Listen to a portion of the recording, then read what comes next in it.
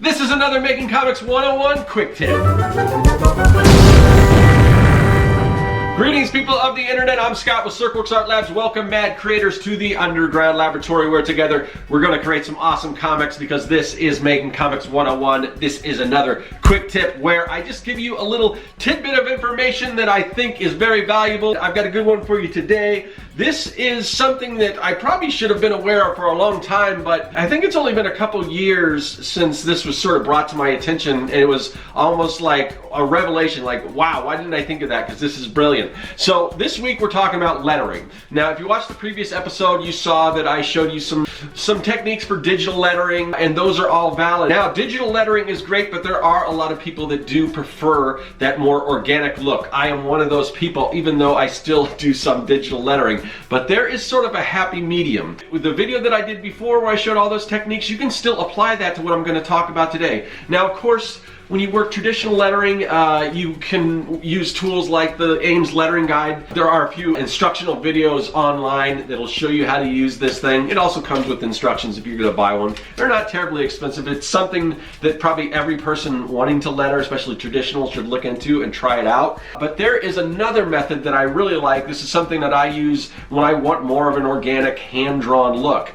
This is something that a lot of my friends do that, like I said, they kind of brought this to my attention, and that is basically you're going to do the same thing you did with what we showed about with the digital lettering. Now, my hand lettering isn't that great. Now, if I work at it, I can get it to look okay, but typically it's a bit of a struggle, and you know, I don't want bad lettering to destroy my comic. But what you can do is you can go ahead, do all the digital lettering.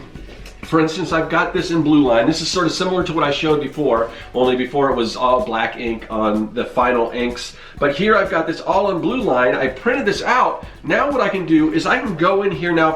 If I'm traditionally inking, I can go and add all my inks. I can do this all at once. All this is, you know, it's all pre-formatted. I used a regular, you know, comic book style font. Some of those fonts are available in the Comic Maker Starter Kit. But now all I have to do is, with my ink pen, go over and trace those letters. And what that's going to do is it's giving you an awesome guide, but it's not going to look like a font. The problem with fonts is they're all uniform. You can tell it's a font because most of the O's are going to look like O's. Most of the, whatever letter it is, it's going to look like all the other letter, and you can tell it's a font.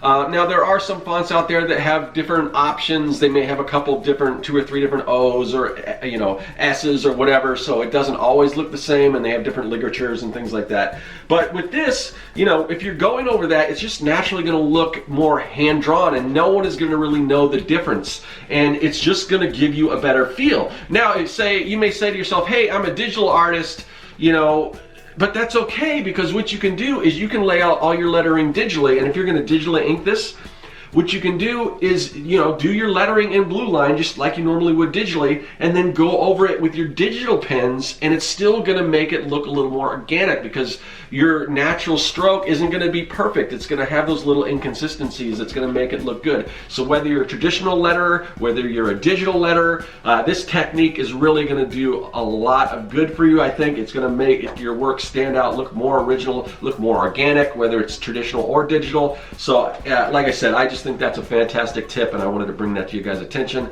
That's all I got today. I'll see you guys later. That is all.